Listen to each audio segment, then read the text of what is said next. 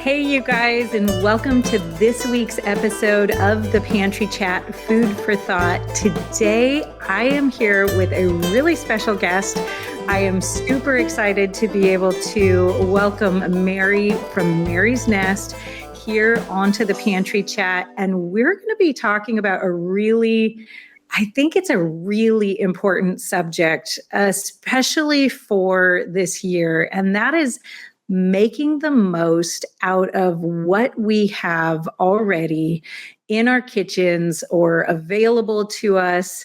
And specifically looking back in history, learning the lessons that so many people have learned before us and taking a clue from them and learning from them so that we can cut the grocery budget a little bit this year, maybe, but still eat really, really well and great, nourishing food. So, Mary, thank you for being here. Welcome. Oh, thank you so much for having me, Carolyn. I really appreciate it. Now, I love you guys. If you have not watched Mary's YouTube channel, you really, really need to jump over there and watch it. She has just the most amazing videos that are so clear and so helpful on learning about traditional cooking, really specifically. You cover all sorts of things, though, on there, Mary. You cover pantry storage and, the traditional cooking, making all sorts of amazing foods that are so nutrient dense and good for your body. And I'd like to dive into your history just a little bit, though, to start with. Did you learn this from a mom, or where did you learn how to cook in a traditional way for the health of your body? I really learned everything pretty much that I know from my mom. And my mom is 98 years old. So I always like to say she knows a thing or two. But it was very interesting because growing up, as I've shared with you in the past, she and my dad were living through the 1930s Great Depression, the rationing of World War II, gas lines and inflation of the 70s. She lived through the whole gamut of things. And both her and my father were exceptionally thrifty, and not in a bad way. We always seemed to have abundance, but everything was, abundance in terms of what we were eating, but everything was homemade. Mm-hmm. And she would figure everything out. There were some things like she knew how to make a sourdough starter and make sourdough bread, but she was using, what she could find, at the local market.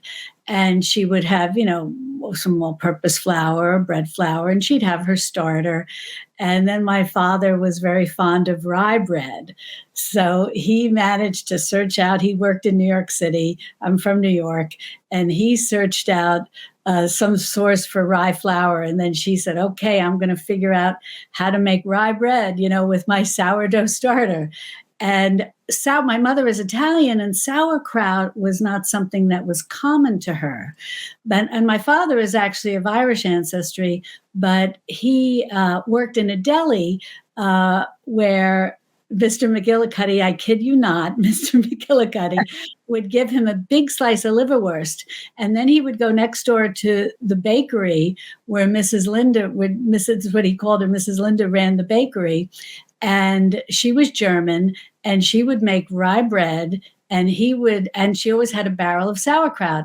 And so he would say, oh, Mrs. Linda, what can I do around your bakery to clean up or whatever? And so she'd give him a job, and then she'd give him the rye bread, the sauerkraut, and the liverwurst. And he would just love that.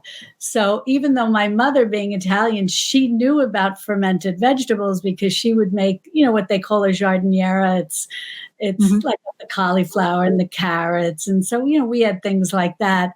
And then she started making sauerkraut, and it was a riot because we lived in a very, sort of Italian type neighborhood. And people were like, Gloria, what are you making? We had the sauerkraut and the rye bread, and of course, just the regular sourdough. And my mother would always have me in the kitchen. She was very traditional, and she was very, she felt such a responsibility to teach me the domestic arts, to teach me how to cook, to how to sew, to how to clean, all these things, because in her mind, I was going to, get out of high school or whatever and get married, and I would need to know how to do these things, so it was very important to her. So when I was about 4 years old, I had asked her, how do you make toast? And she was like, oh, wonderful. So that was her entree. I had showed some interest. So we were going to make toast, which started with learning how to make bread. So, and she explained to me, about the sourdough starter. And it was all like I have very vague memories of this, But then as time went on, she would teach me this. She would teach me, fermentation. How to make yogurt, was such a basic thing. It's funny. My husband, I was just reminiscing with him how I would never eat Dannon yogurt at the grocery store because I was horrified by the fact that there was something, I didn't realize it was fruit, that there was something on the bottom because I didn't grow up seeing that. Everything, we made homemade yogurt all the time. And it was funny because my father was a much more mainstream kind of person. And he would look at stuff on the counter and he would say, Gloria, shouldn't you refrigerate that? And she would, and we laugh to this day, my mom and I, because she says, oh, don't worry, it's already gone bad.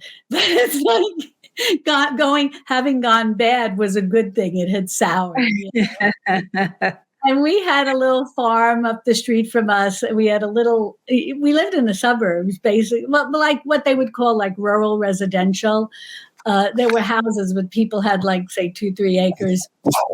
And there was a little farm up the street, and my mom had a little metal box outside of her front door, and the man would put the raw milk in there.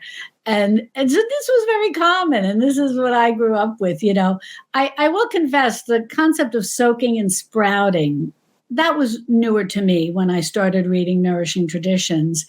And foods like kefir and kombucha, obviously, we didn't have those. But my mother had a host of other types of fermented beverages, that she would make.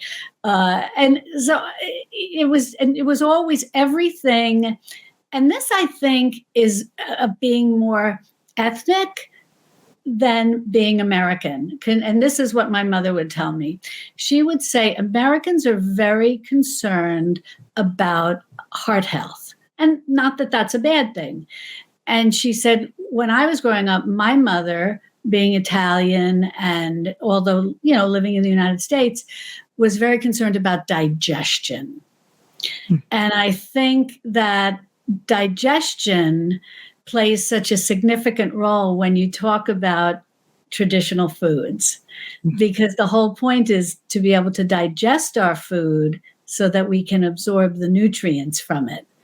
And that was just so important to my mom. And she had to make sure that I knew how to, as she would say, properly prepare the evening meal. You're touching on so much that's so important right here. And tell me again, how old is your mom? She's 98. She's 98. There is just so much depth of wisdom with this older generation. I was just sharing a story about my grandfather when he was 98. He's now passed on at 99. But at 98, he would still wait until the hottest part of the afternoon in Florida. And then he would go out and mow his lawn. At 98 years old. And I don't mean a ride-on mower, like a good old push mower. And he said, well, you have to sweat. It's good for you. Mm-hmm. And so for him, that was his physical, that was therapy, that was health. And there's just so much knowledge, and we really need to be telling these stories and sharing these stories to learn from these things before they're gone, because not all of us have access to 98-year-olds in our lives or 99-year-olds in our lives, who can tell these things and can share them. So I absolutely love it that she's here and she's going, oh, what about your digestion? And we've kind of come full circle to that, haven't we? Yes. We're starting to realize that everything kind of goes back to digestion.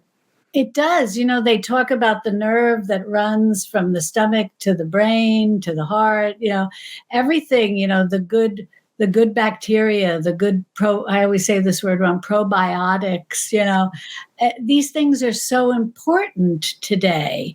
And we are hearing it. And it's sort of funny because I'm sure my mother is like the sweetest lady you ever met. And she would never go around saying, oh, I've been vindicated. She's not like that. But I remember was it the 70s or the 80s when the low fat movement kicked in? And my father was telling her, you really need to stop eating butter. And she would be like, oh, okay, that's nice. And she kept eating her butter, And I would go, Mom, smile and nod. Yeah, yes, right. Yeah. She was in charge of the kitchen. So, and I would say to my mom, do you think we should buy margarine? Yeah. And she'd be like, she would have these cute terms. She would say margarine is a prepared food or like packaged food. Now today, I think people like say fake food or whatever. And like the white icing between the Oreo cookies was glue. She would just say it's glue. Don't eat it. Yeah. But she would say, no, margarine's going to set you on a path of bad health. And I find it so cute about your grandfather because my mother would be right there with him. My mother was a firm believer that you had to be out in fresh air and sunshine. The woman never used sunscreen, but she didn't sunbathe. She had a hat on and was working in her garden. And yes, she would be very perspired, and she was like, this is good. This is healthy. And so I find it so interesting that so many things we got off track with, unfortunately, and much to our poor health. 98 years old, my mom's never had an operation. I mean, that just is amazing to me. And she's sharp and she laughs and, we have some fun because she does wear eyeglasses. And my husband will clean them with the eyeglass wipes, But this is how cute and how sharp she is. She'll put the eyeglasses back on and she'll say to my husband, oh my, you look more handsome than you usually do, or something cute like that. More handsome than, and you're always handsome, but even more handsome, 98 years old, she's sharp and she's laughing and she's making jokes, And so It all boils down.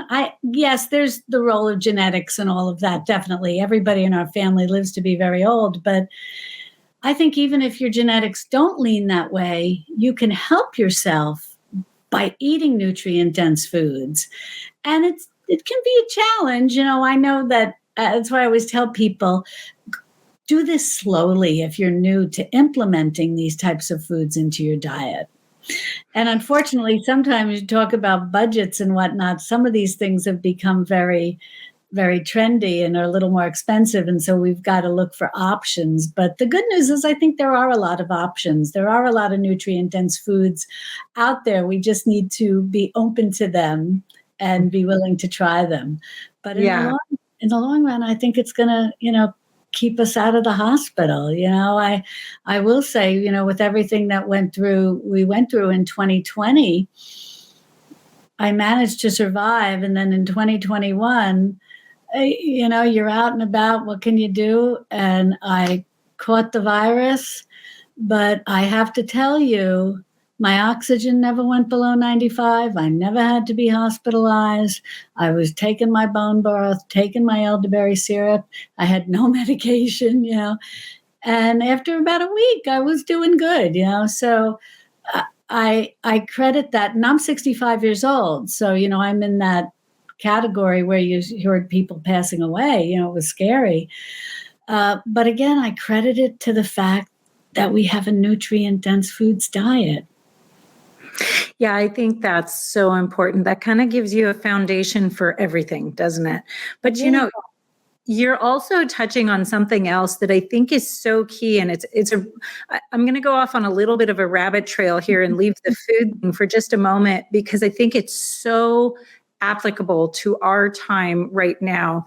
And that is the people from this generation that we're speaking of, this older generation, they had a mindset that was determined to be cheerful and just figure it out and keep going. And I know we had great grandma Jeannie living with us before she died. She was in her 90s. And I remember there was a moment where, it got challenging. It was challenging already. It was the height of summer. The gardens needed everything. Things were starting to be harvested. And then the kids got head lice. Oh, goodness. I thought I was just going to have a conniption. I was like, I don't know. We've never had lice. I'd never dealt with it. And she was here. And I remember her saying to me, we just do what needs to be done. We don't need to worry about it or get upset about it.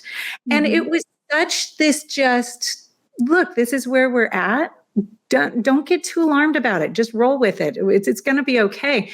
And that's really spoken to me over the years. And I think it says a lot about that generation. On the other hand, right now, we're seeing a lot of fear. And I don't know if you're seeing this, Mary, but there's a lot of people who are very concerned. I think there's good reason to be watchful of the times right now. I think there's things we need to be aware of and be responding to. But there's also a lot of fear that's happening, and people are scared, regarding the food supplies. They're scared regarding the economy and the political situation, just all these different things that are happening. And yeah, there's a lot of things that are changing right now, and it does make us feel unstable. But living in that fear does not help us solve it. It doesn't help us move forward, and it doesn't help us maintain either a healthy body or a healthy spirit by walking in that fear. And this is just something we see so strongly in that older generation that had to come through so many things. Is just, we just do what we have to do next, and you might as well enjoy today, because there's no guarantee that there'll be a tomorrow. And do you experience that with people in your life? Oh my goodness. I will say, starting, with my mom and my father lived to be well into his late 80s.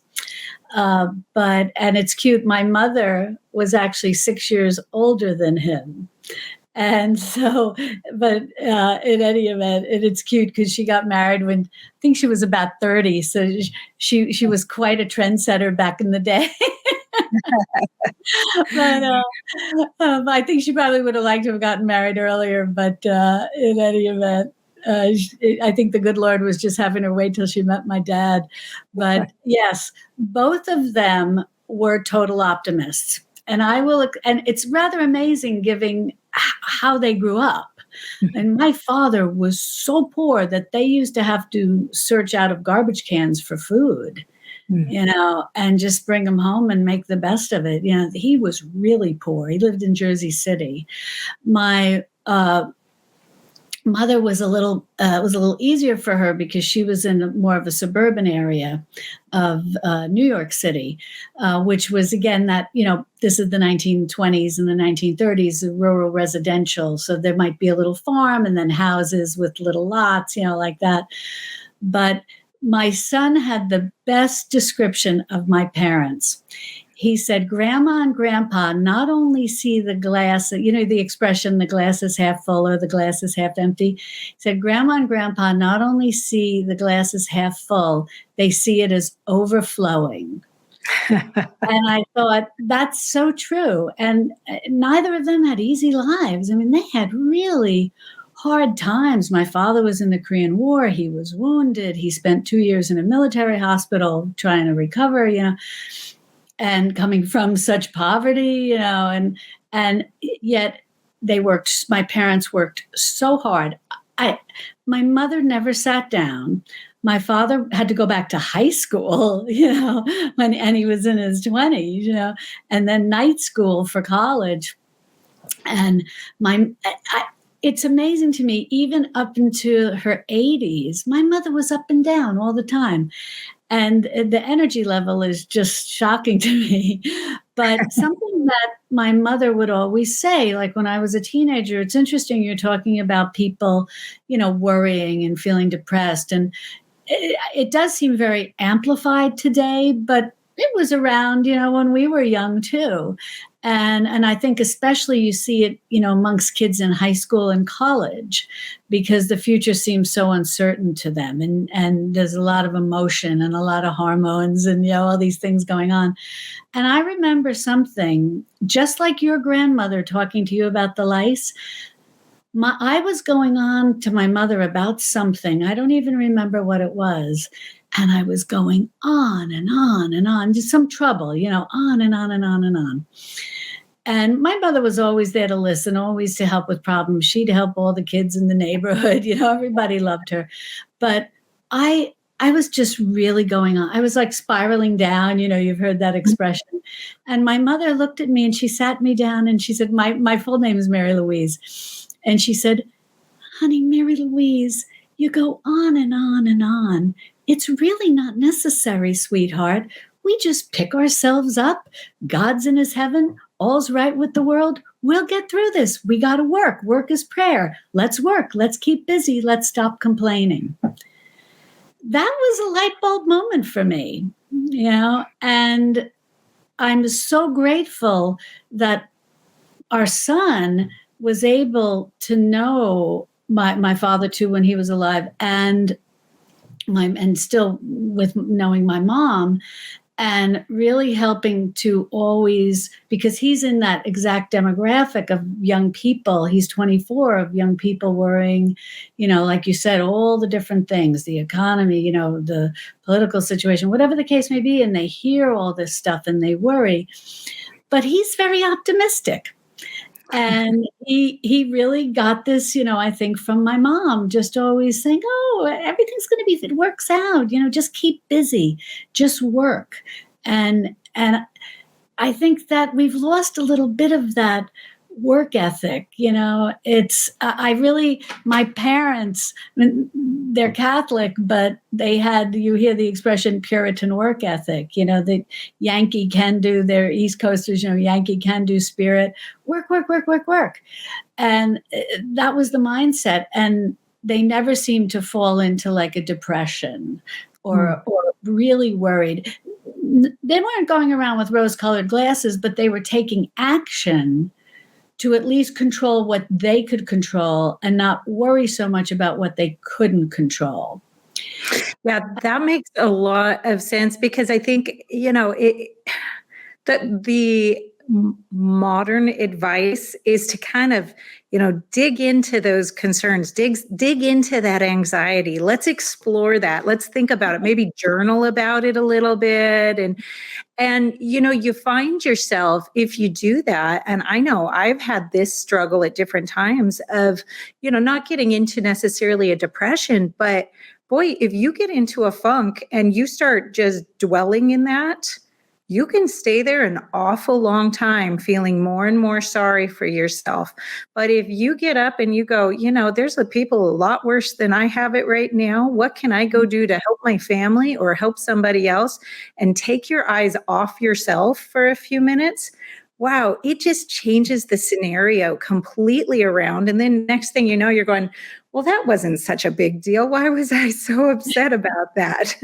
So it's so much wisdom. And we really face a cultural problem when we take all of this wisdom from this older generation and we kind of throw that out, and instead we go follow an expert who's learned something at a college from another expert who's learned it from another expert, and who knows how many of them have lived the life and had to live through that. And just so much wisdom here. So I absolutely love it. And I think it's so important for our time. There are solutions to all of the things that are happening. There are things that you can do today that, yeah, they may not change the state of the world. They may not change some of these big things that are happening, but there are steps that you can take to move your family, move yourself to a better place. And, this just kind of comes full circle right around to the kitchen idea. And eating better. It is hard to feel good in any capacity, emotional, spiritual, physical, anything, if you're not eating well. It's just a base principle in life. Your brain needs nutrition. It needs it badly in order to feel well. So if there's somebody, Mary, who's just getting started, maybe they're kind of used to just eating a standard American diet, and they're thinking, I want to make some changes. I need to save some money at the grocery store, but I really want to eat better at the same time. Is that even possible, or is eating better relegated to health food stores with, super high prices? I think it's very easy to do. And, I sort of sound like a broken record because when I say easy to do, it's easy to do to make the transition to eating healthier and to just shop at a regular grocery store if that's all you have access to. If you have access to a farmer's market, if you have access to a local farm or a local ranch, all the better. But if you're just right at the beginning of your journey from what I like to say, like a processed foods kitchen to a traditional foods kitchen, and you're right at the beginning, you live in the suburbs or you live in the city and all you have access to is some local grocery store, I do feel that it can be done. And I think it can be done easier and for less money than eating a processed foods diet. And I know I sound like a broken record because I say this a lot. Just start with a roast chicken. And I don't care where the chicken came from, because if you can buy organic, if you can buy pasture raised, I think that's wonderful, but that's not always in everybody's budget. And sometimes people will tell me, well, you just have to make room. You have to make it possible in your budget. And, sometimes you can't, sometimes gas is really high and sometimes heating oil is really high. And sometimes your kids need clothes, they're growing or whatever the case may be. So I never want to stress people out. And I never want to say to people, you have to buy the most perfect chicken. I said, buy any chicken, but buy a whole chicken.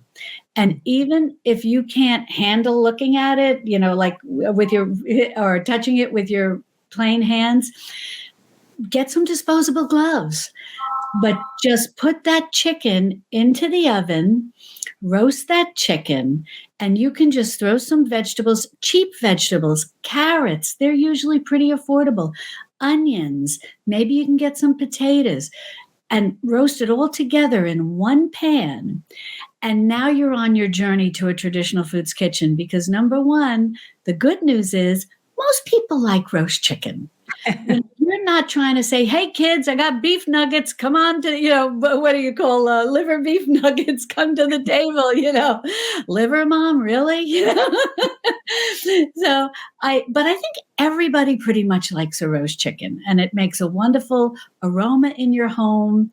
And it doesn't need to be perfect. Nobody needs to be perfect. Nobody needs to stress themselves. I may have shared this story with you once before. I was reading something online and this girl was so upset. The writing just went on and on and on with no paragraphs and just no capital letters. And she was probably crying, and it was all complaining about trying to have a traditional foods kitchen. And it was one of those forums where like people can, maybe like Facebook or something where people can, comment on what she's saying. And I put, oh my gosh, don't worry about any of that. Just roast a chicken, don't worry about sourdough. Don't worry about ferments. That's farther down the journey, But I think that and sometimes you can get a chicken. And I know I get a lot of criticism for this because people don't like when I say this, but just buy any chicken. If you can get a chicken for 99 cents, a pound, I think it's better than going through a fast food restaurant, even though maybe the chicken wasn't raised perfectly. I totally get that. But it's better than going to a fast food restaurant and feeding yourself or your children or whomever some kind of, commercially prepared fried thing that you don't really even know if it's chicken. I don't. And I think there's something that's so important, and this goes back to talking about our parents. In my case, my parents. In your case, your grandparents. You sit down at the table. If you're religious, you say grace. If you're not, you just take a breath, and serve a meal. And even if you're alone, I was alone for a very long time. I was on the verge of turning 40 when I got married. I lived a single life a really long time. But even if you're alone, you sit down, you take a minute, you take a breath, and you enjoy something that you cooked. Mm. And the nice thing about a roast chicken is it's really not a lot of work on your part. It's a work on the oven. And then if you have a family or if you have friends, I often, as a single girl, it was funny because I would say to my neighbor, and maybe, she wasn't cooking. And I'd say, you want to come over? And the funniest response I ever got was she looked at the chicken dinner and she said, "Oh my God, Mary, you live like an adult." I said, "We are." And we were in our late 20s, and I was like, "No, we are adults." I find that you eat this roast chicken, you make conversation with your family. If you have some children who may be making the face, about this not looking like maybe what they're used to, I always say employ my mother's way of handling these things when she was feeding kids was, "Oh, and how are you today? And how was your school?" And whatever. And I'm an only child, but my cousin's father died early, and her mother had to go back to work, and so she was often with us. And there would also sometimes be some neighborhood kids, and if they would be like, "Oh, I don't eat this," and my mother would be like, "Oh, and what are you kids doing today?" She would like completely avoid it. And eventually people got hungry enough, and I'm eating away because I knew that's all that was going to be on the table. She was not a short order cook, But I think that's how you start. You buy something that's whole, a whole food. And without having to go to the store by the same name, your local grocery store, you buy real foods. And there are so many videos with internet today. There are so many videos on how to roast a whole chicken. It's really a doable thing. And after you do it a couple of times, you're really on your journey now, because now you've got the carcass and now you're making bone broth. And now you're taking white rice, but instead of water, you're using bone broth. Maybe you've even been able to convince yourself to buy a little butter. And so you put a little butter in that rice, and maybe you saw some sea salt. And you say, "Okay, I'll throw in a few minerals, And little by little by little, you're transitioning to making real food. And that's the most important thing, that you're just making real food before you even graduate maybe to the super nutrient dense foods. You're just making real food, and you're trying to make it as nutritious and digestible as possible while staying in your budget. Roast chicken bone broth is cheap to make. You're using the carcass from the chicken that you bought. And yet, and I always feel I have to give caveats, whenever I bring up chicken, that, it may not be perfect, but I think even Sally Fallon once was being interviewed, the author of Nourishing Traditions. And, she was talking about how whole foods, regardless, not the store, but the food, real food, regardless of how it was raised, is better than processed food that may have a lot of chemicals and things. And yes, maybe the chickens, had this, that, the other thing, but, there's still benefit in a chicken. There's still benefit in an egg. And often the animal's body has ways. I remember Sally talking about liver, and people were very concerned about buying liver because it was going to be full of toxins. And she talked about the science behind it and how the liver actually processes out all this stuff. And, and I may not be saying this 100% correct, but the bottom line was it was okay to buy liver if it wasn't perfect liver. It still had so much nutrients to it. And so I think that's the way to do this in an affordable way. And then I always find this, because my friends will always tell me this, and now being on YouTube, viewers will tell me this, that when you start cooking at home and making these foods homemade and, rather than buying the cut up carrots, today the grocery stores are amazing. Everything's already cut up and washed and bagged and all the work is done for you. And sometimes I think you miss something. There's a little something about getting, it sounds very woo-woo, very 1970s, but, there's something like getting into the zone, like when you're cooking things. A lot of your worries can melt away, and your mind gets very focused on what you're doing. And it's almost like a form of meditation, and some people say, oh, Mary, you're going a little far on that. I don't like to cut the vegetables. But I think that you save the money and you just buy a whole carrot, you peel it, and you save the shavings in your scrap bag that you then use, when you make your bone broth. Nothing goes to waste. That's a big thing with me, and I can't stand waste. And you cut off the tip of the carrot, the root of the carrot, you put that in your scrap bag. You're going to use that, as an aromatic when you make your bone broth, and also to put minerals into your bone broth. And it's interesting how you just little by little by little are getting on this journey of food. You're cooking real food, and you're keeping it relatively affordable. And then I lost my dread of thought. Then as you cook more at home and cook more from scratch, where you're buying the whole carrot and cleaning it up to cook it, as opposed to the bag of the pre-washed and already prepared for you, if you kind of can get used to it, of preparing your vegetables, then you find over time you have more money in your grocery budget, because you're not buying the prepared foods. You're probably shopping more the perimeter of your grocery store, and you may advance to where, and it doesn't need to be sourdough. If you've never made bread before, and I know you feel this way too, probably, Carolyn, trying to tell somebody who's never made bread, okay, we're going to get a sourdough starter going and you're going to make sourdough bread. Oh my gosh, they're going to look at you like you're nuts.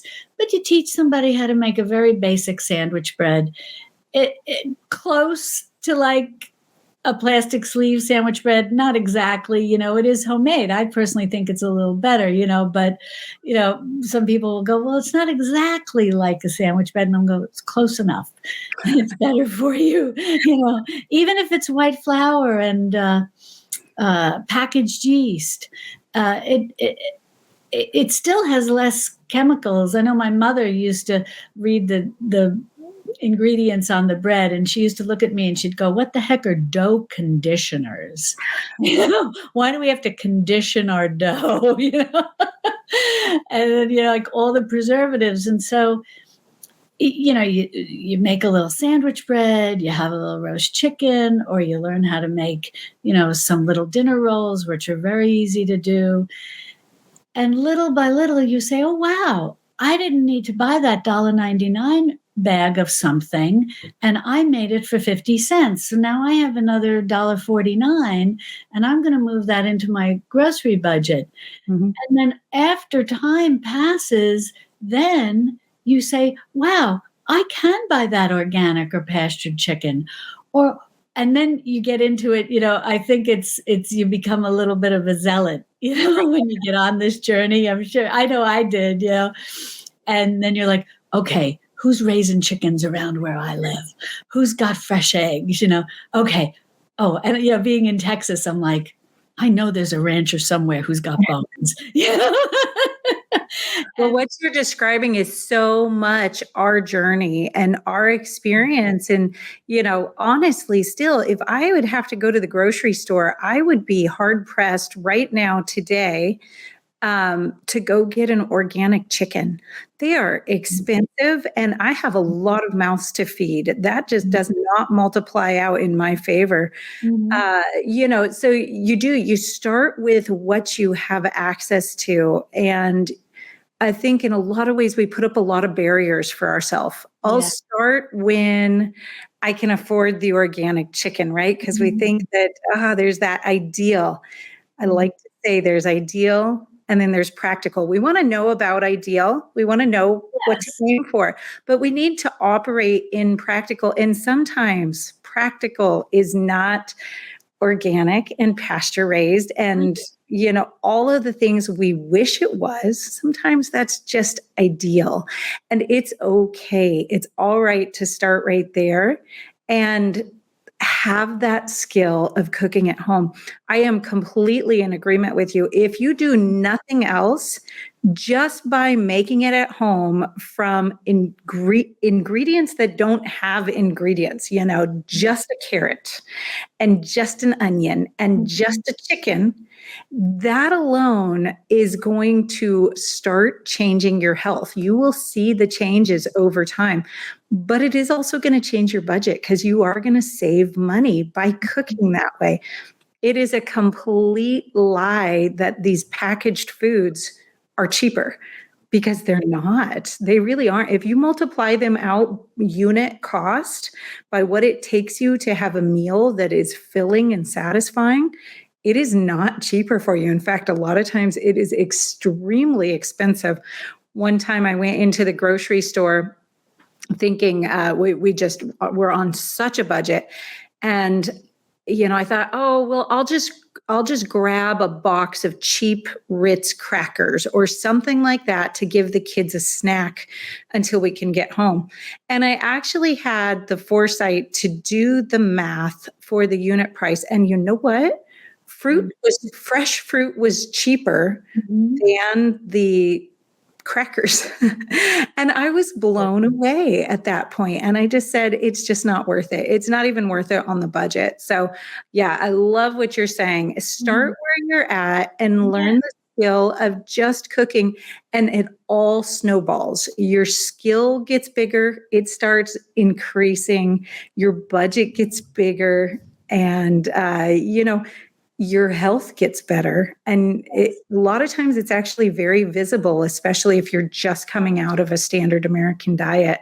Really quickly, you get to see changes in your health. So, hey, we're going to have to wrap up in just a moment. But before we do you have any really good tips for people who are looking at their budget right now and looking at the cost of groceries, which we've all seen has gone up significantly in this last year, and how to make those things line up in the grocery store? Any quick tips or best tips for shopping in the grocery store for saving money while still eating really well? I think the number one thing is don't be brand loyal. If you're, so much depends where you are on your journey. If you're making homemade ketchup, that's going to, and you're fermenting it, and that's going to be less expensive than buying a bottle of ketchup and homemade mayonnaise and things like that. But if you're a little earlier, on your journey and you are shopping up and down the aisles of the grocery store, you got to learn no longer to be brand loyal. I think that you have to be willing to really price shop. You have to compare the brands with the store brand. You have to compare the ounces. I never say don't use coupons. A lot of people will say, oh, coupons make you spend more. I think if you can be very diligent and control yourself to only use a store coupon or one that you clip, or, now they all come online for something that you really need to buy. And if it's the name brand, compare the ounces. You got to do a little math and compare the ounces and the price per ounce, and at least try it once. If you say, oh, I don't like that, I really like X brand and I didn't like Y brand. Okay, you don't have to buy it again. But today, I think most store brands are really good. And so I think not being brand loyal, and I think you also need to be willing to experiment, because sometimes there are shortages and what you would normally buy is not available, or what you would normally buy has just gotten too expensive. And so sometimes I think you really need to be willing to try new things. Like I always tell people, canned kippers are delicious and they're very reasonably priced. And if you're on a really tight budget, you make some rice that you cooked in bone broth with a little butter and a little sea salt. You have some canned kippers on the side, maybe a little bit of vegetables. They can even just be pickled vegetables that you quickly pickle at home, or even ones that you buy. And that can be a very good meal, very nutritious. Kippers are nutrient dense, very high in omega-3. But when I say things like this to people, they're like, kippers, what is even kippers? It's smoked herring. But people are like, that's gross. And I always say, you have to try it once. And so many people will come back to me and they'll say, oh my gosh, they're delicious. Oh, I tried sardines. I was raised on sardines, but I tried sardines the way you told me to prepare them, and they were delicious. And now they have nutrient-dense foods that are also affordable. Because I'll say, I know we have to wrap up. I will tell you that during the Depression, food was very scarce. And my grandmother had to feed, she had to garden, thank goodness for that. And my mother said they often just ate a lot of vegetables. But whatever she could find during the Depression was what she had to cook with. And she had navy beans. And she didn't know. She's like, okay, would I soak them? I make a soup. What do I do with this? And her American neighbor said, you make baked beans. And she's like, baked beans? What are baked beans? And they said, well, you cook the beans, you soak them, and then you mix them with molasses and maybe some mustard, whatever they told her. You bake them in the oven. Well, can you imagine my grandmother's 5 children when she put bowls of beans floating in a brown liquid in front of them?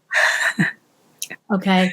My mother tells the story to this day, and we start laughing hysterically. She said, the faces, Mary Louise, around the table, what is this? And they were horrified, but they were really hungry. And they ate them, and then they found they were delicious. And to this day, she's making baked beans, But that, you can't be brand loyal, and you got to be open to trying new things, because even if you say you bought canned salmon and you really liked making salmon patties, and canned salmon, you've seen how it's gone up in price. Canned chicken has gone up in price. You might still be able to, get some tuna fish that's in your budget. Experiment. I'm seeing people share on the internet tuna cakes. And I would imagine maybe they're pretty tasty. And so you just got to have an open mind, and you got to try something one time. And you may find your palate initially might say it's okay, not great, but it's okay. And then the second time you're like, oh, maybe I'm acquiring a taste for this.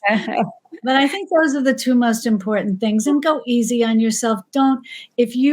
Before all this inflation, if you were used to buying what you would consider a higher quality of food, don't stress about it. Don't be hard on yourself. Go easy on yourself. Buy the reasonable chicken, buy also too, the whole thing with organic. Oh gosh, I could go talk forever on this, organic doesn't mean pesticide free. People don't realize that, yes, if you can get the clean 15 that are not technically organic but have less pesticides, don't worry about it. I read an article that said that poor people are not buying fruits and vegetables because we've scared them so into, if you can't buy organic, don't eat it. The ones are not healthy for you. That's nonsense. So, give up organic, give up your pastured, give up your grass-fed, whatever the case may be. And just have an open mind, do the best you can. And most important, because I think you probably feel the same way I do, Carolyn, about this, you got to stay in the budget. because nothing is worse than when you spend money that's too much above your budget or money you don't have and you get yourself into debt. Then you're under stress, and stress isn't good for digestion. It's not good for anything. It doesn't matter what you eat if you're under stress. But if you stayed in your budget, cooked a 99 cents pound of chicken, and you threw in some non-organic carrots and non-organic onions, everybody's going to eat good. Everybody's going to be fine. Your stress is going to be lowered, and life is going to go on. And as my mother said, God is in his heaven and all is right with the world. That's a good lesson. Well, thank you so much. I think this is such a valuable discussion, and I'm so grateful to have you on here. And yeah, absolutely. I'm so grateful to be friends with you and to know you. You and Josh are such a wealth of knowledge. I just love you both so much. Oh, you too. And such a blessing for all of us. You guys take these lessons, relax a little bit, find the joy in life, find a little bit of gratitude in this time where the world is shifting, the world is changing, and it's making us all feel a little bit nervous. But that's okay. We just do what we need to do next, and we hold on to the joy of life. And, it's going to be okay. You go ahead and do what you can do, and that's all that anybody can expect of you. So thank you, Mary. Thank you so much for being here. If you have not gone over to Mary's channel, you really need to do it. There's so much over there. I know I have learned so much from Mary. So make sure you go check her channel out, and we'll see you guys real soon. Goodbye. Thank you. Bye-bye, everyone.